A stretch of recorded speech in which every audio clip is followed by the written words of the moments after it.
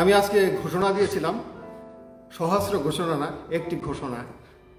আর সেটি বলছিলাম কি, পৃথিবীর ইতিহাসে প্রথম বড়দিন সম্পর্কে কথা বলব। কখন প্রথম বড়দিন? প্রথম বড়দিন কখন হয়েছে? যখন যিশু জন্ম নিলেন, সেটাই কি? সবাই বলেন না কেন? প্রথম বড়দিন কবে? যেদিন প্রভু যিশু জন্মগ্রহণ করেছে, সেটাই কি? তো বলেন না কেন? 2000 বছর পূর্বে, 2020 বছর। তো অফিসিয়ালি জন্মদিন আসলে আমরা জানি না যিশু কয় তারিখে জন্মগ্রহণ করছে। 25শে ডিসেম্বর যে যিশু জন্মগ্রহণ করছে, এটার কোনো ঐতিহাসিক কোনো কি নাই না। কিন্তু একসময় রোমানদের যে বিভিন্ন সময়ে বিভিন্ন পর্ব ছিল তাদের প্যাগানদের, তখনকার যে রোমের যে বিশপ ছিল এবং গ্রিকদের যে বিশপ ছিল, তিনি রিকোয়েস্ট পাঠাইছেন যেন কখন জন্মদিন হয়েছে। তো সেই সময়ে কিন্তু এই বছরের শেষের দিকে এই রোমানদের মধ্যে বিভিন্ন পর্ব ছিল, যেমন ফসল উৎসর্গের পর্ব, বিভিন্ন ধরনের, যেমন অনেক পর্ব থাকে। সেই সময়ে ওই বাজে জিনিসটাকে বাদ দেওয়ার জন্য, তাদের যে পৌতুলিক, সেগুলো বাদ দেওয়ার জন্য কি করছে? যিশুর জন্মের এখানে আনছে। কিন্তু এই নয়, আমাদের সবসময় মনে রাখতে হবে কি, যিশু একদিন কি করেছেন? জন্মগ্রহণ করেছেন। যিশু একদিন মৃত্যুবরণ করেছেন। যিশু একদিন কি করেছেন? পুনরুত্থান করেছেন, স্বর্গারোহণ করেছেন। এটা সত্য ঘটনা। সেই জন্য কি বড়দিনটা খ্রিস্টানদের শুধু একদিন না, কি প্রতিদিন আসলে। সেজন্য যারা চিন্তা করে যে এই বড়দিন আমরা 25শে ডিসেম্বর যারা পালন করি, অনেকে বিদ্রুপ করে কিন্তু আমাদের। কিন্তু তাদেরকে বলবো, যিশু একদিন কি করেছে? জন্ম নিয়েছেন। তিনি একদিন কি করেছেন? মৃত্যুবরণ করেছেন। তিনি স্বর্গারোহণ করেছেন এবং তিনি কোথায় আছে এখন? পিতা ঈশ্বরের দক্ষিণ পাশে। এই ঘোষণা আমরা করি কতবার? সহস্রবার। সেজন্য পৃথিবীর ইতিহাসে যে প্রথম বড়দিন, সেই নিয়ে আজকে আমরা কি বলছি? সবাই আলোচনা। আমি শুধু আলোচনা করবো না, আপনারা কি করবেন? আলোচনায় অংশগ্রহণের জন্য অ্যাক্টিভ থাকতে হবে সবার। আমরা অলরেডি পাঠ করেছি যে 2 অধ্যায় ডাক্তার লুক তিনি লিখতেছেন। কোথায় শেষ করছেন তিনি দেখেন, 1 অধ্যায় 80 পদে তিনি লিখছেন কি, যোহন সম্পর্কে কথা বলা শেষ। কার সম্পর্কে বলছে তিনি? যোহন। এই যে পরে বালকটি বাড়িয়া উঠিতে এবং আত্মায় বলবান হইতে লাগিল, আর সে যতদিন ইসরায়েলের নিকটে প্রকাশিত না হইল ততদিন প্রান্তরে ছিল কে? জন বাপ্তাইজ। তার কথা শেষ হইল, কার কথা শুরু হইল? যিশুর কথা শুরু হয়েছে। কিন্তু যিশুর যখন কথা হইতেছে, প্রথমে দেখেন লুক তিনি পলিটিক্স নিয়ে কথা বলতেছেন, রাজনীতি নিয়ে, পরিবেশ। প্রথম কি বলতেছে? রাজনীতি। তার খুবই ইন্টারেস্ট। আমি সবসময় বলে থাকি যে খ্রিস্ট ধর্মের কোনো কিছুই হঠাৎ করে শুরু হয় না। যে এক দেশে কি ছিল, রাজা ছিল, কত বছর আগে কোনো ঘটনা নাই, এরকম না। পরিষ্কার লেখা আছে কি, সেই সময়ে আগস্ত কৈশোরের এই আদেশ বাহির হইল যে সমুদয় পৃথিবীর লোক নাম লিখিয়া দিবে। এখন আমাদের প্রথমে জানতেছি কি, কার সম্পর্কে আমরা জানবো আজকে? প্রথম বড়দিনে যে ক্যারেক্টার আমরা দেখতে পাই কি, আগস্ত কৈশোর। এখন প্রশ্ন হচ্ছে, তিনি ডিক্লারেশন দিছে কি, সমস্ত জানিত যে পৃথিবী ছিল, কি করতে হবে? নাম রেজিস্টার করতে হবে। বলছে না এখানে নাম লিখে দিবে। অর্থ কি? নাম রেজিস্টার করতে হবে। কেন? প্রশ্ন থাকতে পারে আমাদের শ্রোতাবৃন্দের, কেন নাম রেজিস্ট্রেশন দরকার? প্রশ্ন নাই আপনাদের? প্রশ্ন 2টা কারণ, 2টা। নাম্বার 1, রোমানদের অনেক সেনা দরকার ছিল। সেনাবাহিনীতে লোক নিয়োগ করার জন্য কি দরকার? তার লোক সংখ্যা সম্পর্কে জানতে হবে। আদমশুমারি, হ্যাঁ। Number 2 taxation. কয়টা কারণ? দুইটা কারণ। নাম্বার 1 আপনার সেনাবাহিনীতে যেতে হবে।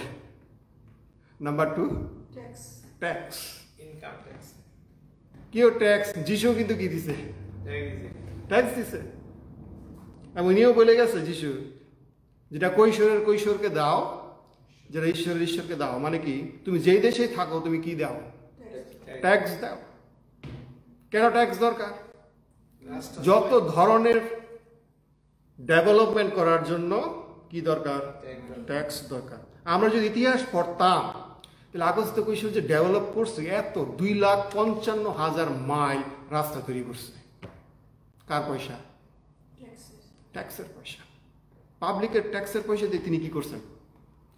এই দেশ এত সুসমাচার যে পৌঁছে গেছে এত তাড়াতাড়ি সমস্ত পৃথিবীতে। সে সময় এই সাধু বলতে দৌড়াইছে কি দিয়ে?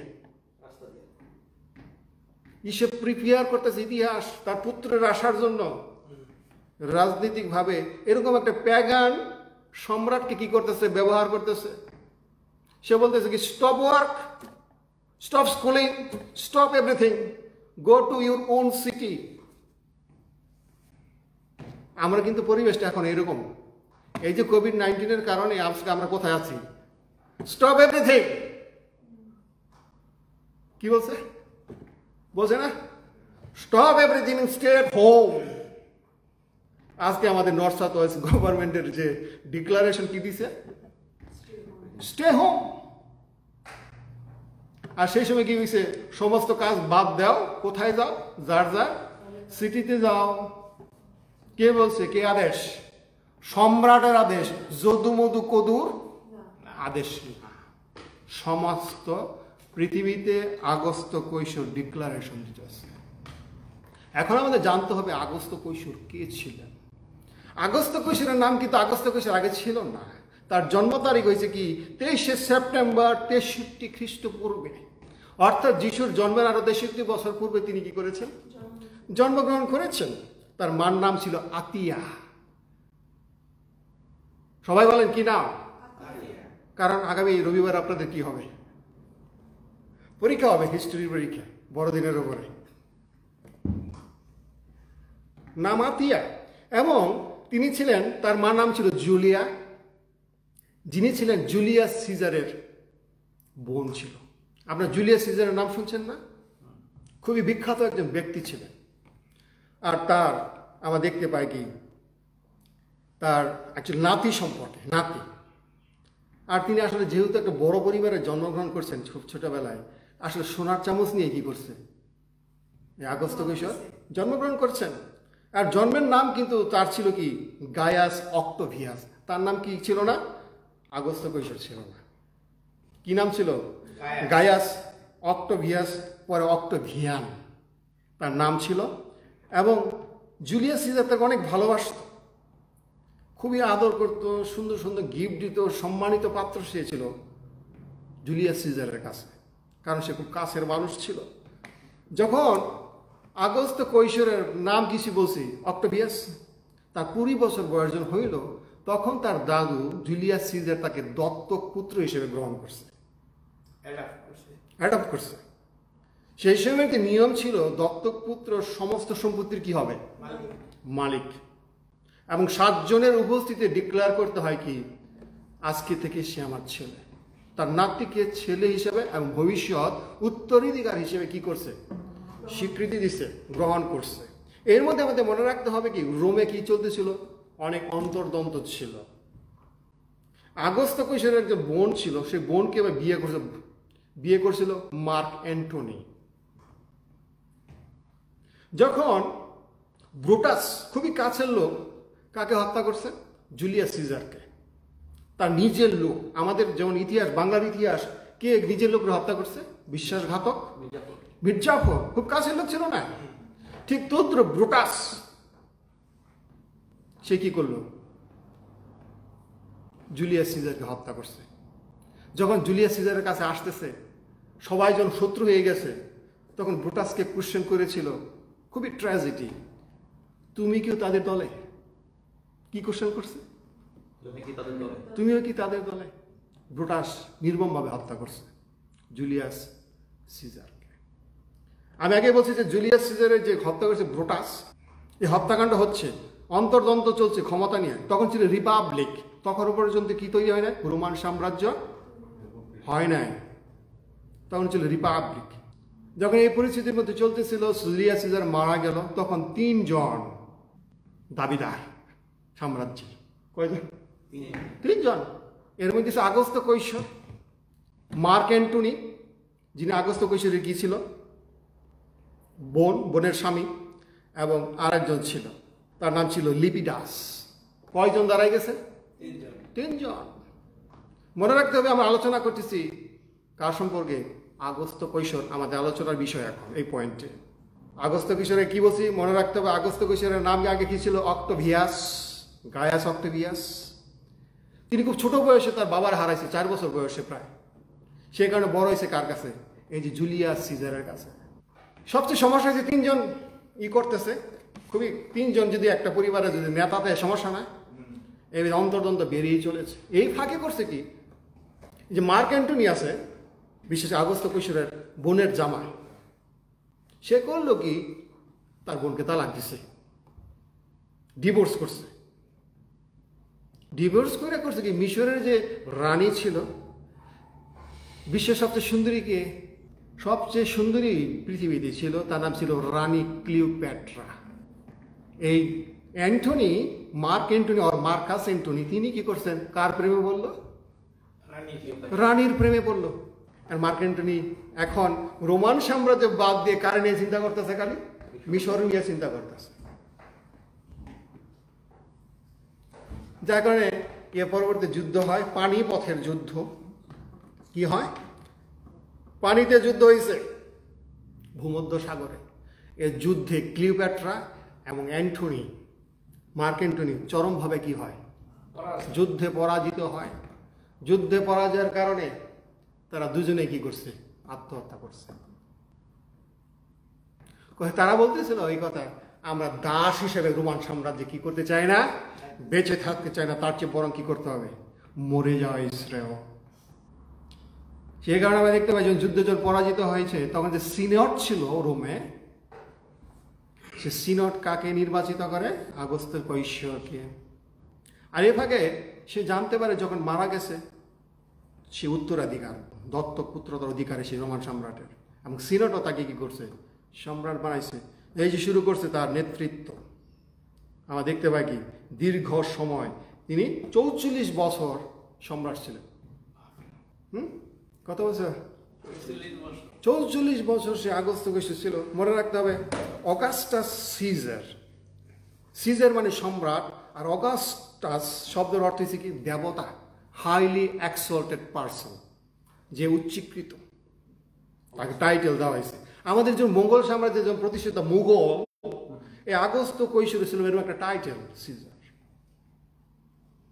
সেই জন্য এইরকম একজন পৌত্তলিককে ঈশ্বর কি করতেছেন? ব্যবহার করতেছেন। ঈশ্বর ব্যবহার করতেছে। পৃথিবীতে অনেকে ব্যবহার করছে পৌত্তলিককে, যেমন কোরস সাইরাসকে ব্যবহার করছেন মন্দির নির্মাণের জন্য দ্বিতীয়বার, মানে মন্দির পুনরায় নির্মাণ না, আসলে পুনরায় জন্য কি করতে পারে? রিবিল্ড করার জন্য। তো সেই কারণে এই আগস্ত কৈশোরের ডিক্লারেশন অত্যন্ত গুরুত্বপূর্ণ। তারপরে কি বলছে?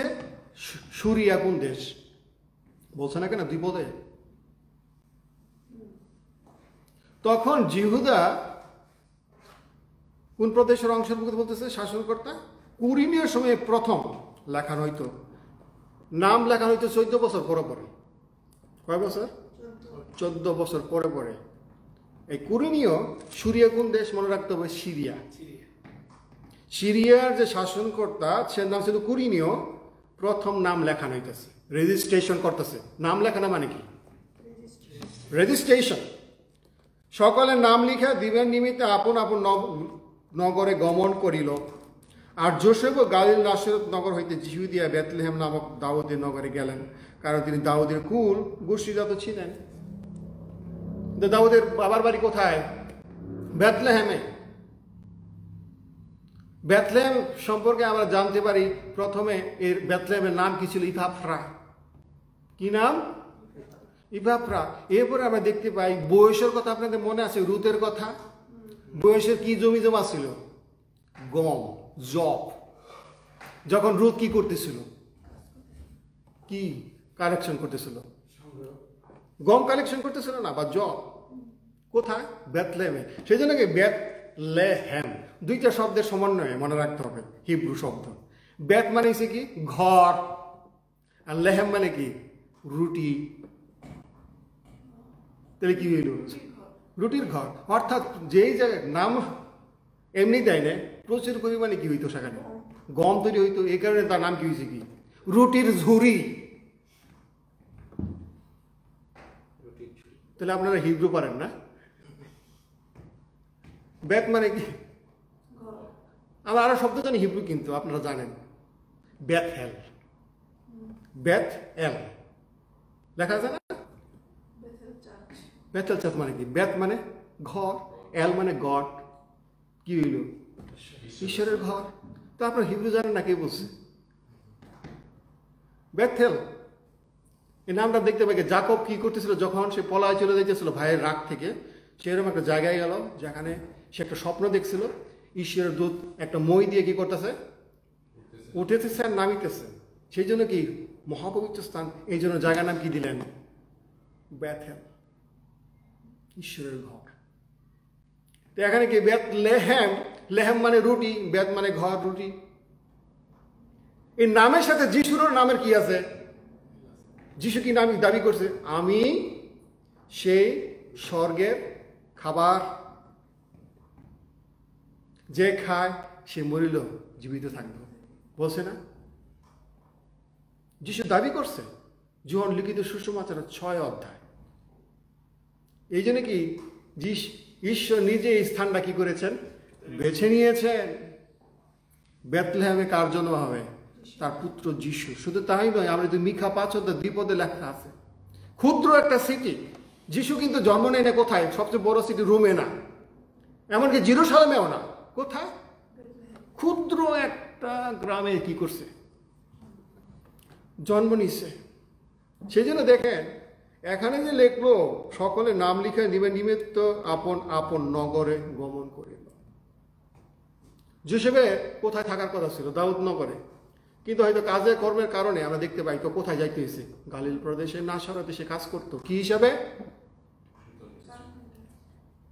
কার্পেন্টার করলে ভুল হবে, কারণ যিশুর ওই সময় যে কাজ, যে কথা বলা হয়েছে গ্রিক ল্যাঙ্গুয়েজে, সেটা মূলত যারা পাথর দিয়ে কাজ করত। ঘরটা কি হতে হবে? পাথর। যিশু অবশ্যই, তার বাবা অবশ্যই কাঠ নিয়ে কাজ করতো, কিন্তু মূলত তারা কি দিয়ে কাজ করতো? স্টোন। স্টোন এবং কাঠের ব্যবহার একসাথে। সেই জন্য এখানে যেমন বললো যে আর যোসেফ গালিল নাসারত হইতে জিহুদিয়ায় বেথলেহেম নামক নাগরে গেলেন, কারণ তিনি দাউদের কুল গোষ্ঠীজাত ছিলেন। একজন প্যাগান কিং বা সম্রাট ঈশ্বর কি করতেছেন? ব্যবহার করতেছে। কাকে? আগস্ত কৈশোরকে ডিক্লারেশন দিছে। তারাও জানতেছে না কি করতেছে আসলে। কিন্তু দেখেন আমরা পূর্ব থেকে লক্ষ্য করে দেখছি ভবিষ্যৎবাণীর পূর্ণতা পাইতেছে। যিশু হইছে কি? স্বর্গের সেই রুটি, স্বর্গের সেই খাবার। কোথায় আসতেছে? বেথলেহেমে আসতেছে। আশ্চর্য একটা সমন্বয় আমরা দেখতে পাচ্ছি। কোথায়? এখানে। কারণ তিনি দাউদের কুল ও গোষ্ঠীজাত ছিলেন। আমরা জানি দাউদের 2 ছেলে ছিল। অনেক ছেলের মধ্যে 2জন ছেলের নাম কি? একজনের নাম ছিল সলোমন, আর একজনের নাম কি ছিল? নাথন। সলোমনের মধ্যে যে আসলো সে কে? যোসেফ। আর যে নাথনের মধ্যে দিয়ে আসলো সে কি? মরিয়ম।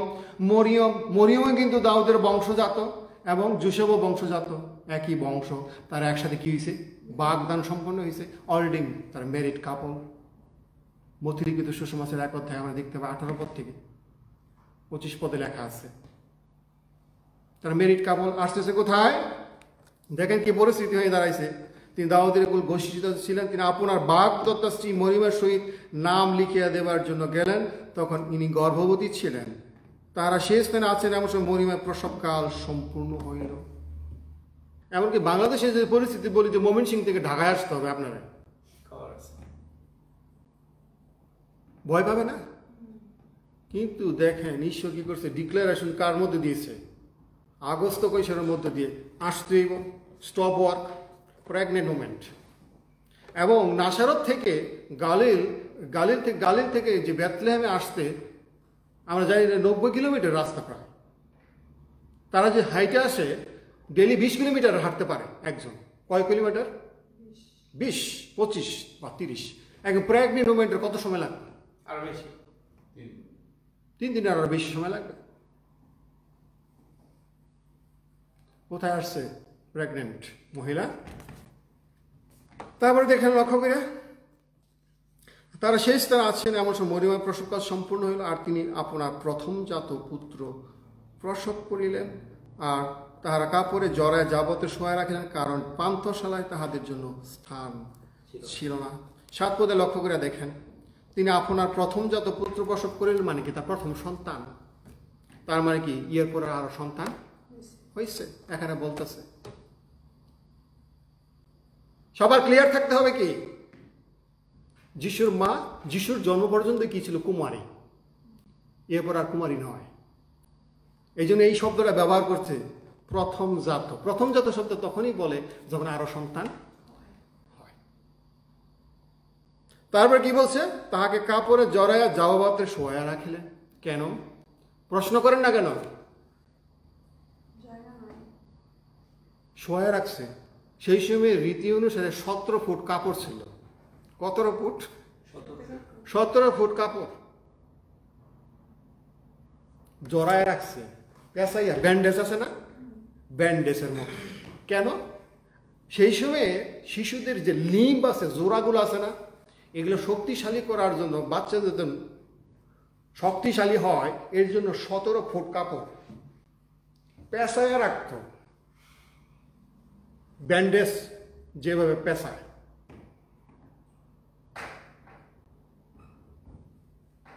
সেদিন যে কাপড়ের কথা বলছে এটা বাংলায় সহজে বুঝে নিয়েছেন যে যাওয়াতে শোয়া রাখলেন, কাপড় জড়াইয়া।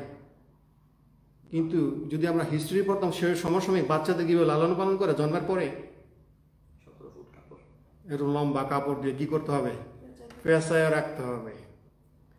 কারণ পান্থশালায় তাহাদের জন্য স্থান ছিল না। এই কথাটা খুব ইম্পর্টেন্ট। কারণ এসে কি দেখেন, আমাদের বাড়িতে যদি কোনো প্রেগনেন্ট মহিলা আসে আমাকে আশ্রয় দিব না? আর সেই সমাজের অবস্থা করে দেখেন যে যারা প্রেগনেন্ট মহিলা ছিল তাদের কি অবস্থা ছিল, কেউ জায়গা দেয় না। কত কষ্ট না? সেই সোসাইটিতে মহিলা, প্রেগনেন্ট যে মহিলা দাঁড়া দাঁড়া ঘুরতেছে তারা কেউ কি দেয় না? জায়গা দেয় না। কত বড় সমস্যা সেই সময় সামাজিকভাবে বলেন, কষ্ট সেই সময় আমরা দেখতে পাই। তো সেজন্য কি যে অংশ থেকে বড়দিনের যে বাণী যে দেখলাম যে প্রথমে যে এই যে ঈশ্বর সমস্ত ইতিহাসে তার কি আছে? নিয়ন্ত্রণ আছে। আজকে আমরা যে পরিস্থিতির মধ্যে যাচ্ছি, স্টপ এভরিথিং। আজকে আমরা এই বছরটা যা বড়দিন পালন করতেছে, কোভিড-19 ক্রিসমাস, সবাই কি বলতেছে? Stop stop stop. এর মধ্যে দিয়ে ঈশ্বর কি আনতেছে? আশীর্বাদ। সেই সময় 2000 বছর আগে এরকম একটা এডিক্ট যে ঘোষণা দেওয়া হয়েছে মহান সম্রাটের মধ্য দিয়ে, অনেক সময় দেখতে খুব খারাপ দেখা যায়, কিন্তু অনেক সময় এরকম তিক্ত আদেশের মধ্যে দিয়ে কি থাকে? অনেক আশীর্বাদ। এর চেয়ে বড় আশীর্বাদ পৃথিবীতে কখনো ছিল না। তো সেই জন্য আজকে ঘোষণা, আজকে এটাই হতে হবে যে আপনার জীবনে দেখেন মরিয়মকে যেতে হচ্ছে, জোসেফকে যেতে হচ্ছে, তারা যাওয়ার কোনো প্রশ্নই আসে না। প্রেগনেন্ট মানুষ। আপনিও চাবেন না এই 70, 80, 90 কিলোমিটার রাস্তা দূরে গিয়ে আপনার মেয়ে বউকে নিয়ে আপনি কোথায় যাবেন? অন্য কিছু যাবেন আপনি। কিন্তু তারা বাধ্য ছিল, উপায় নাই, না গেলে খবর আছে। সেই জন্য অনেক সময় আমাদের ব্যক্তিগত জীবনে অনেক কিছু করতে হয় এক তো তিক্ততা নিয়ে, কিন্তু এই তিক্ততা থেকে ঈশ্বর কি করতে পারে? একজন আগস্ত কৈশোরের কথা তার বাধ্য ছিল। আমাদের বাইবেলে কিন্তু হাজার হাজার ঈশ্বরের আদেশ আছে। আমরা এই বড়দিনে কতটুকু চিন্তা করতেছি সে আদেশ পালন করব। আমরা ওইরকম কি করতে পারি? বলতে পারি যে এত দূরের রাস্তা কেমনে যাব, হেলিকপ্টার পাঠাইলে অনেকে কি করতে যাইব না। যদি অনেকে আজকে হেলিকপ্টার পাঠায় গালিলে, যে গালিল থেকে কোথায় আসতে হবে, বেথলেহেমে, অনেকে রাজি হবে না, প্রেগনেন্ট। এখন আপনি কি সমস্যা নিয়ে আসেন আজকে? সেই চিন্তা ঈশ্বরের যে আদেশ আজকে বর্তমানে দেওয়া হচ্ছে, সেটা আপনি তিক্ততা হিসেবে নিচ্ছেন না আনন্দ সহকারে মরিয়মের মতো, জোসেফের মতো আপনি সে দায়িত্ব নেবেন আজকে? দ্বিতীয়ত আমরা দেখতে পাই কি, সে বেথলেহেম, ঈশ্বর বেথলেহেমে নিয়ে আসছে কিভাবে। অনেকে জানতো না কি ঘটতেছে, কিন্তু যিশুর মা জানতো। কি জানতো? কে জন্ম নিতেছে জানতো না? কি জানতো? দেখেন 1:31 পদে বলতেছে, তা হঠাৎ করে কিছু হচ্ছে না, তারা জানে কি হচ্ছে, তার পেটে কে আছে। আর দেখো, তুমি গর্ভবতী হইয়া পুত্র প্রসব করিবে, তাহার নাম যিশু রাখিবে। তিনি মহান হইবেন, আর তাহাকে পরাৎপরের পুত্র বলা যাইবে। আর প্রভু ঈশ্বর তাহার পিতা দাউদের সিংহাসন তাহাকে দিবেন। তিনি যাকব কুলের উপরে যুগে যুগে রাজত্ব করিবেন, তাহার রাজ্যের শেষ হইবে না। জানতো তার পেটে কি। স্বয়ং সৃষ্টিকর্তা কোথায় আসতেছে? আসতেছে কার পেটে? মরিয়মের পেটে। তার বিশেষ করে 5 পদের পরে দেখেন, তিনি আপনার ভাগ্যশ্রী মরিয়মের সহিত নাম লিখে দেওয়ার জন্য কোথায় আসছে? গর্ভবতী ছিলেন, আর সেই সময় মরিয়ম প্রসবকাল সম্পূর্ণ হইল, অর্থাৎ 9 মাস কি হয়েছে? পূর্ণ হয়েছে। আর তিনি কি দেন? ডেলিভারি দিলেন, আর তিনি আপনার প্রথমজাত পুত্র প্রসব করিলেন। সেই পুত্রকে যিশু, যিনি ঈশ্বর। সেই জন্য আজকে যতই কোভিড-19 আমাদের স্টপ করার চিন্তা করুক, কিন্তু আত্মিকভাবে আমরা কি থাকবো? সচল।